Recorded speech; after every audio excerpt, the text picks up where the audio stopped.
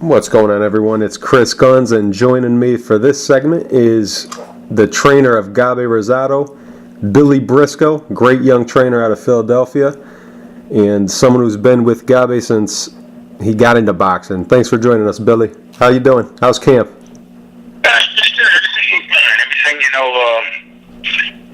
best camp we ever had. And a big fight on Saturday night. Gabe's getting another shot at a title. When you're a talented and honest fighter like Gabe is, a fighter who always gives it everything he has, those fighters deserve it and often get another shot. He came up short against Gennady Golovkin in January of this year. Then Gabe he gave a great performance against J. Leon Love in May. Most people saw him winning only to have the decision go to Love, but then it was later changed to a no decision when J. Leon tested positive for a banned substance, and now you're here, Gabe's here again, getting another shot at the title, this time the WBO title against Kid Chocolate, Peter Quillin, Saturday night on Showtime. How did camp go for this fight? And how's Gabe looking? That was beautiful. Everything went right on the money. Best camp we ever had. Put in most amount of rounds we ever put in. Strength training went great. Everything just went perfect. Beautiful. Couldn't ask for anything better. And you know Gabe better than anybody. He came into the gym at 18 years old, I think it was. Nobody thought that they could take a kid with no background in boxing and take him to another level. You called him back, right? You told me this story once before, but for people who didn't hear that interview, tell it again. What happened when Gabe walked into the gym and wanted to check it out? He had a basketball in his arm. He went into it and he told the guy, Humberto, that runs the gym, he said, yo, what I got into the box. So he was like, he took a look at him and said, oh man, you will keep playing basketball. So I was in the gym and I was watching the guy spar. And I seen it from the window at the mirror, so I seen a reflection. I seen him talking to the guy. So I looked back and then I kept my eyes on the sparring, and then sparring stopped maybe like 20 seconds later. So I ran out and I seen him probably walking down the street. And I was like, yo, champ, you want to train? He was like, yeah, man, but the guy said I can't to keep playing basketball. I said, come back tomorrow and I'll jump. Came back tomorrow and never listened. And he had 11 amateur fights, if I remember correctly. Yeah, he had 11 amateur fights, yeah. And then he turned pro, and you saw him going from green and raw, people thinking of him as a journeyman type of fighter. He went through all the stages. He was called a tough guy. Then he started opening eyes with his win last year over Jesus Soto Carras and Charles Whitaker, and even a little bit before that. And I think he was perceived before the Soto Carras fight, especially, as being someone who could never make it. And then it's funny because he started winning these fights and he started giving impressive performances, and even when he didn't fight, you saw Soto Carras just what he did to Andre Berto not long ago, and that even helped Gabe's the way the boxing world perceived him to be. But after the Whitaker fight, the term journeyman started to lose its description for Gabe. This guy kept improving and he became a full-fledged contender. Describe the ride that you guys went on together before this year. Oh, well, Gabe, you started putting it all together. Experience is something you can't rush. You can only cultivate it, and it all started kicking in at the right time. We got the Soto Carras fight. Stopped him, I believe, it with the fist. Then, after that, we were supposed to fight Joel Julio, and he pulled out in 3 weeks' notice. So they got us Cupel, because Cupel was in the camp with Delvin Rodriguez. He was chief sparring partner, and Delvin was supposed to fight the next night. And they were like, yeah, so okay, we took that fight, and Gabe stopped the group in the ninth. Then, after that, they offered us Charles Whitaker for the #1 contender spot in the IBF. Guy ain't losing like 9 years, so we said, okay, fought him, dropped him 4 times, dropped him in the 10th. Yeah. And 2013 was a great year. Just a few comments on the fights. Take us back to January 19th against the man most people perceive now as the middleweight champion, Triple G. Not a good night for Gabe, but just sum up the night. What did it do for Gabe's career? Well, unfortunately, he got cut early. He got 2 cuts over the same eye, and a guy that was working the cuts for me tried his best, but unfortunately, he just couldn't stop the flow of blood, so I had to stop the fight. But it proved to the whole world on the greatest stage in boxing, HBO boxing, at that time, that he was the real deal as far as his cuts. He wouldn't quit. He wouldn't fold. I told people that for years. If I King Kong got to unlock that monster. And that night he proved that he could fight him. So he didn't have no quit in him. He didn't stop. I stopped the fight. So it kind of verified to these people that, he's got the goods.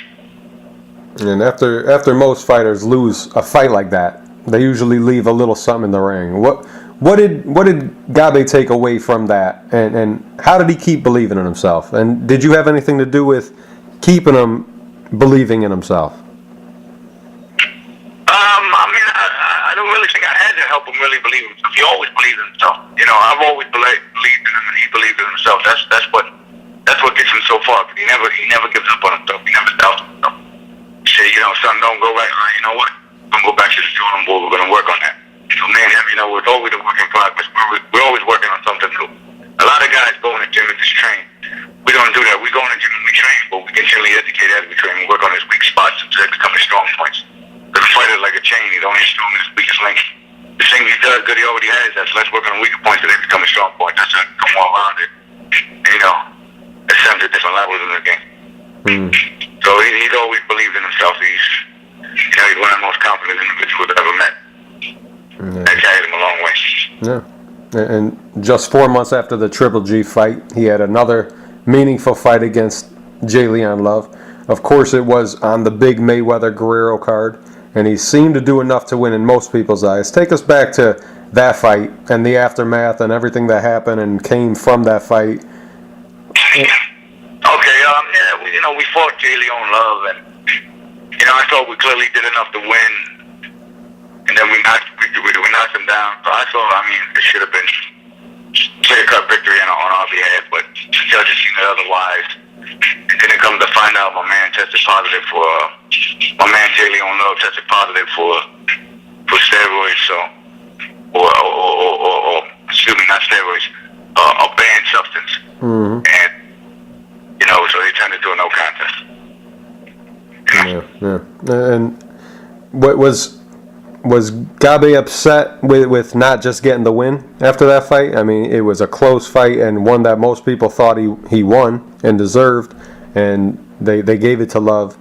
And to it was hurt, of course. We were both hurt, but it's the politics of the game, man.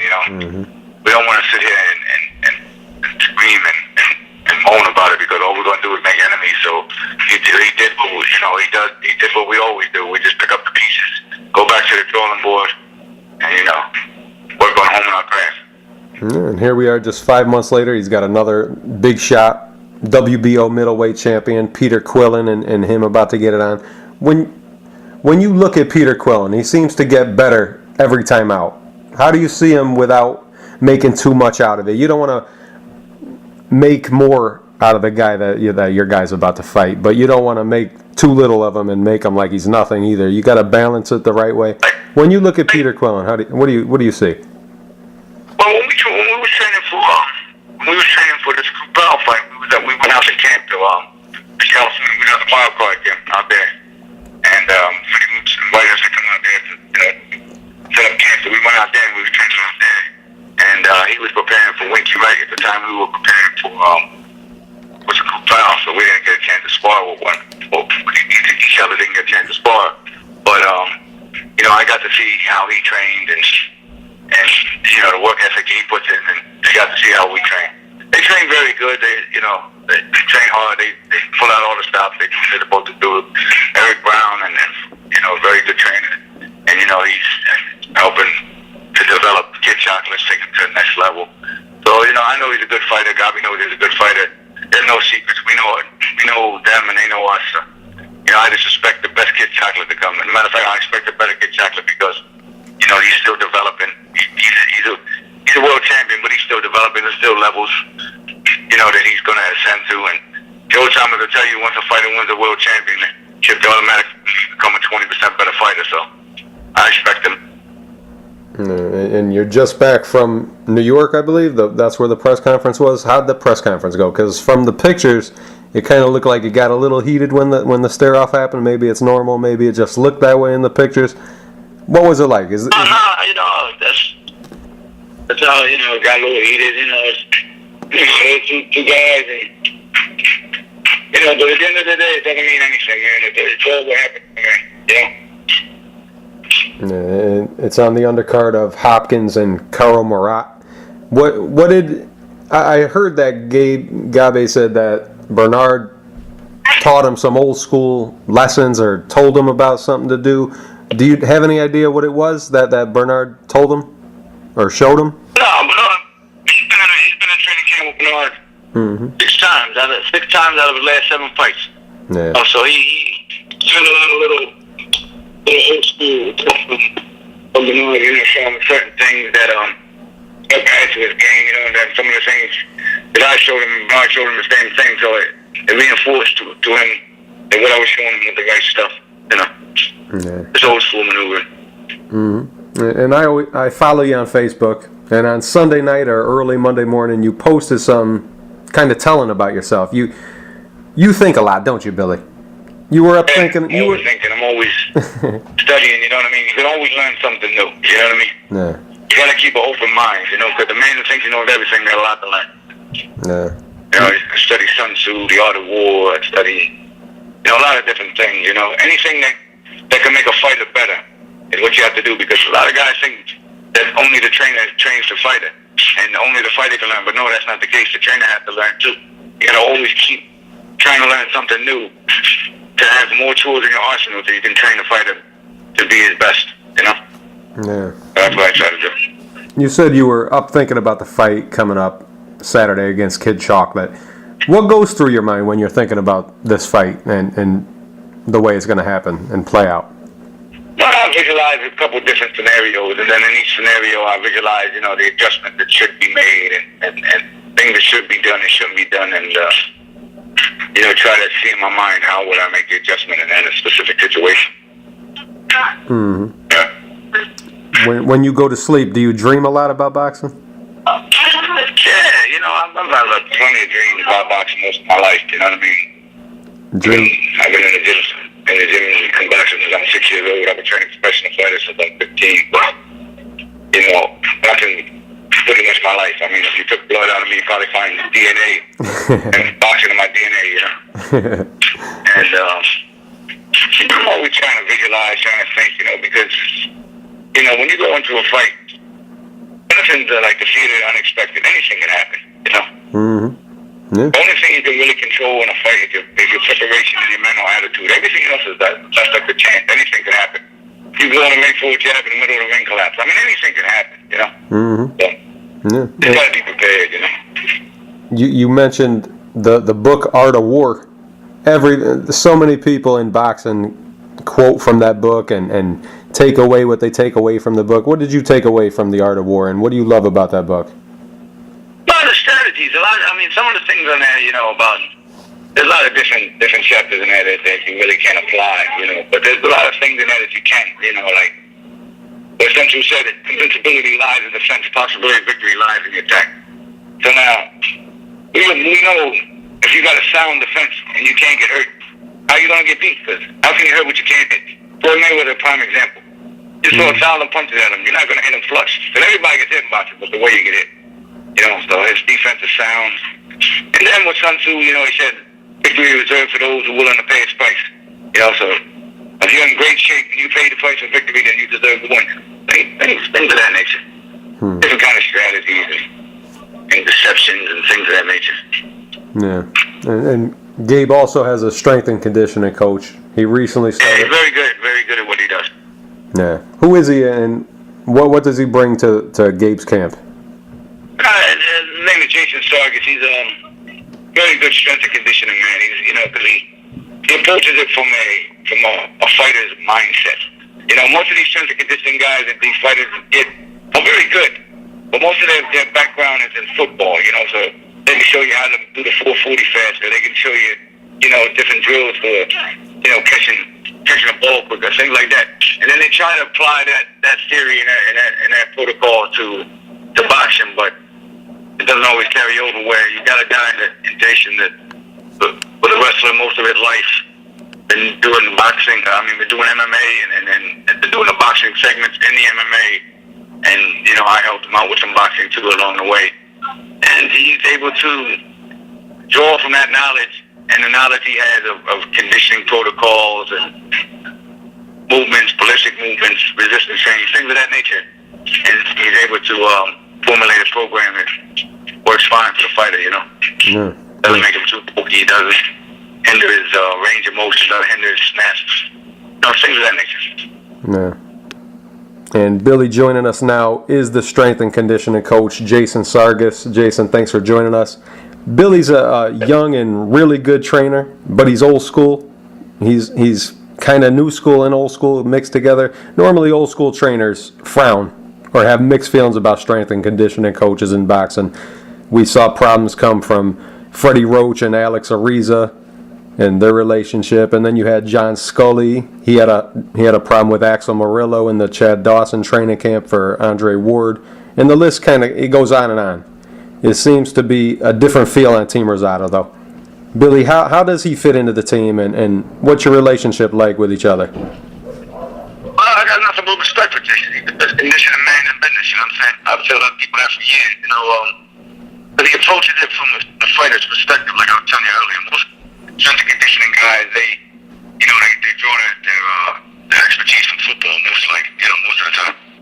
Well, they know what they're doing, but they can't apply it. Jason, like I was telling you earlier, he's been a wrestler most of his life. He's been an MMA fighter, striking guy, so he understands the need, the benefits and the hindrance of training guys certain ways, and his protocols, explosive, plyometrics, the push-pull protocol. He knows it all, so he knows what to do and what not to do to get a fighter where he needs to be. How do you guys decide when you get to work with Gabe? Describe that, Jason. When do you work with Gabe? I work with him on his non-sparring days. What I don't want to do is take away from his power and explosion on those days. He needs to know where he is and be able to tap into it. I don't want to deplete his glycogen stores to the point where he's taking unnecessary shots or think his timing isn't good just because after doing some of the workouts that we do, as rigorous as they are, it's just not going to be there. So Billy does a good job at helping organize kind of time into place. Billy takes care of the sparring and the boxing training, and on his non-sparring days, I have Gabby 2, 3, sometimes 4 days a week. And do you guys work together to formulate a plan with each other, Billy? Well, now we know each other. I know what he does, and he knows what I do. So like you said, on the sparring days, he's sparring, and then the other days, Jason runs him through the various protocols. Strength and whatever he feels he needs at that time. But Jason's a super consummate professional, if you will. So he knows, he don't want to question the professor. He knows what needs to be worked on, when it needs to be worked on, and how it needs to be worked on. So I'll leave that up to him. And like I said before, he's the best at what he does. And what is Gabe like to work with, Jason? He looks like he'd be pretty easy to work with. He does what he's told. Regardless of how difficult it is. And he'll make some noises and some sound effects while he's doing it, but that just adds to the entertainment. Just makes it a little more entertaining from my perspective. But Billy's worked with them from the beginning, really, of Gabby's professional career, and having a guy who's cut from that old school cloth like that, working with Gabby, the discipline is there, the dedication is there. So it's me implementing, what I do with a guy who's willing to embrace it and push through, what most human beings on any level, even the highest professional levels, are not willing to do.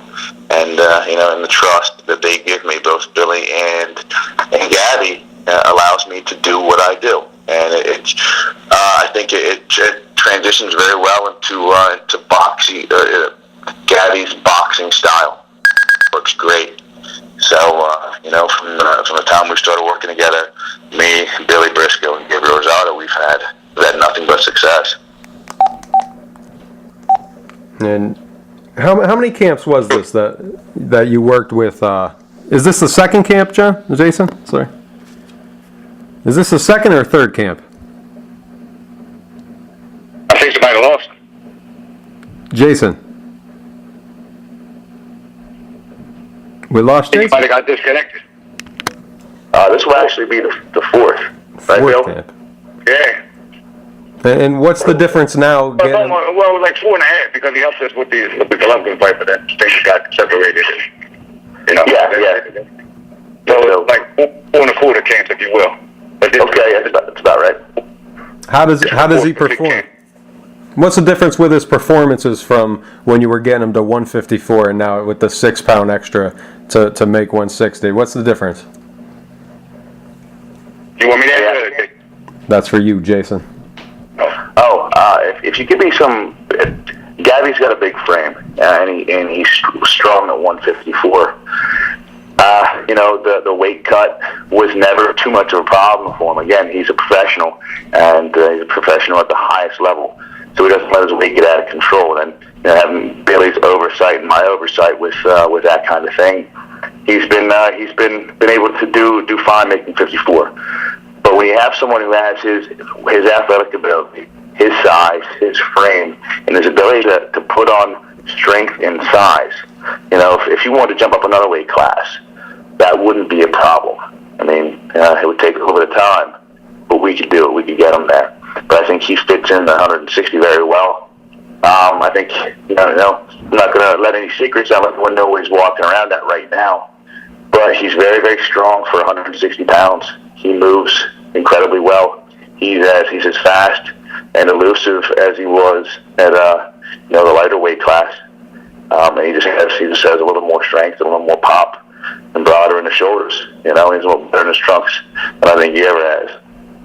And do you see the difference, Billy, in working with Gabe all these years and knowing him? Definitely, his strength, his strength has skyrocketed. I mean, whenever Jason works for me, he gets explosive strength, because that's what we train. Me and Gabe, we train for explosive strength, you know what I mean? Because there's different kind of powers in fighting at that sudden shot and there's, the explosive shot.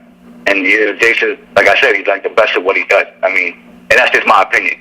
Not that, that I'm going to know all, because I'm not, but I've seen plenty of strength and conditioning guys. And like I said, they don't understand how to train fighters. Jason understands that he can make the explosiveness. And, because when Gabi hits something, he hurts it, you know what I mean? And Jason has enhanced that ability to hurt whatever he hits. I know because my elbows are probably shot now from over the past from all these years. But when Jason was working with him for this camp, I saw a tremendous difference in the explosiveness in the punches. And that's attributed to the workout that he runs them. So good. Yeah. And you being the boxing trainer, Billy, you formed the game plan for the fight itself. Is there a different game plan for Quillin than there was for Golovkin, or do you just train to? Yeah, it is a different game plan, but I don't really want to go into that. Jim will never discuss the battle plan before he goes to war. No. It's tuning in on Saturday. You'll see it. Mm-hmm. What about you, Jason? But it's not only me though. Like I'm, in between rounds, I ask people, "What do you see? What do you see?" Because it's not a matter of egos; it's a matter of winning. Mm-hmm. At the end of the day, So you guys, when you got people with you that know what they're talking about, and you have confidence in their opinion, you're in good hands. So you guys don't get together and talk about what, like, do you, Billy, tell him that you want to see more movement in this fight, and maybe he'll work on movement? Jason will, with Gabe, work on more movement, or? Jason does it all. Mm-hmm. He's a full service organization. Whatever you need, he can do. And he does it all at the same time. It's not like, okay, we're just going to make his legs strong. Man, that's crazy. He's going to have your legs strong, your core, your back. You're going to have muscles like you don't even know exist. It's going to be strong. So you really don't have to discuss that with him. He, like I said, he understands the human anatomy. He understands fighting. So he knows exactly what has to be done. Mm-hmm. And it's a benefit for me having been around Billy a lot and having been around Gabby a lot, and understanding what their plan of attack is. And their overall fighting philosophy and working within that. If my job is to make it so whatever they decide, because Billy's a smart coach and Gabby's a hell of a fighter and has a great fighting IQ. Oh, you're welcome, Billy. They adapt on the fly based on what they're given. What Quillin is going to give him Sometimes he's going to determine. Sometimes Gabby's going to impose his will. Sometimes based on the response to that imposition of one's will, Quillin changes his game plan. Then Billy and Gabby are going to adapt. It's my job to make sure, however they need that fight to go, that there will be an extra gear, more cardio than is absolutely necessary, more strength and stamina that is absolutely necessary, more speed and footwork. None of it will falter. None of it will wane as the fight goes on. He should be able to maintain pace and really push a pace whenever Quillin wants to tire. And I think that has been what Gabby has been able to do in some of his higher level fights. And I think this one's going to be no different. Yeah. And from what you see, Jason, working with Gabe, how do you see this fight playing out on Saturday night? I think, in my opinion, I truly believe in the later rounds you're going to see Rosado pull away from him. If I can't say what I think the judges are going to do, because in my opinion most judges are terrible. So I think we're going to be impressed with what Gabby's able to do. I think he's going to really push him in the later rounds. And he's going to win this fight either by decision or late stoppage. And there's going to be a lot of critics out there that are going to tell me I'm crazy, but I think they're going to owe Billy and Rosado an apology when all is said and done, when they see how good this guy looks. Yeah. Does he seem like he got stronger since let's say the Golovkin fight? I mean, a couple of fights ago, it was still this year, so pretty recent, but you had a couple camps together since then. How much stronger now is he, and how much more comfortable is he at 160? He's been able to, in my opinion, he's been able to get stronger each and every camp. Even the one fight that we didn't have, that I had nothing to do with, he's still, Billy's a smart guy. If it's not broken, he's not going to fix it. I'm sure there's some techniques that have helped Gabby that Billy's picked up and still implements. There's tons of things I've learned from Billy as a boxing coach, and I teach MMA and boxing at my gym that I'm never going to not use. So I think we've learned a lot from each other. I think Gabby's been able to get stronger each and every time. I mean, the guy can deadlift 500 plus. Wow. He can deadlift 320 pounds every 10 seconds for 5 minutes. I mean, we do some things that most strength and conditioning coaches would consider odd. But that's the way I kind of get a baseline for where the strength parameter for my fighter really is, that kind of rubric, that kind of benchmark. And the things that I've seen Gabby do this time around, he wasn't able to do last camp or for the Soto Carras fight. So I think the extra 6 pounds are actually a blessing for him. He gets to really work. And me getting 8, 9, 10, 11, 12, 13 pounds off a fighter is easy. That's the easy part of the job. I can do that in 6 hours safely and still have my fighter fight at a very, very high pace, very high output. And, I think the proof has shown itself time and time again. Yeah, and it sounds like Gabe Rosado is going to show up all cylinders firing. What are you thinking, Billy? I know I asked you. I know you think Gabe's going to take it and win. I know you're hoping that he does, but how do you see it playing out, and what do you expect to happen? What do you see happening on Saturday night? Well, I've visualized many different scenarios, over the course of this camp. Mm-hmm. And in every scenario, we won. Gabi has the ability to make adjustments. See, because every fighter plans, they try to fight, they plan. But at the end of the day, the one that can make the better adjustments, 9 out of 10 times, is going to win that fight. I'm not saying Gabi's the best at making adjustments in boxing, but he's one of the top 2 or 3 that I know as far as making adjustments. So whatever Quillin comes with, we're going to have an answer. And as far as the car with enough gas, if we go head up, Gabi can fight this guy as hard as he can, for as long as he can, and still outlast Quillin. Quillin went out of gas way before Gabi. And I don't care, not to talk shit about him or people. He could have the greatest condition man in the world. Jason got my man enough gas. He got 2 gas tanks. He got the regular gas tank, and then he got a second wind reserve. So no problem. However this guy wants to bring it, we can deal with it. We can outwork him, we can outbox him, we can outbang. End of the day, we're just gonna win. A team, a true team. I'm cocky, but that's just how I feel. This is the most superbly conditioned, fine-tuned team Rosado you ever want to see. Yeah, and it's a I agree completely. It's good to see a peaceful. And the scary thing is, this is only for now. 2 or 3 fights from now, you're going to see another beast because Jason will be able to take him up to deadlifting 700 pounds. And I have him boxing 200 pounds. And they still be able to do it, because there's always room for improvement. Most fighters go to the gym and they train. Some train hard, some go for the motion, some bullshit. Gabi goes, he trains very hard, but he also continually educates himself as he's training. He works on his weaker points, so they become his strong points. That's how you become well-rounded.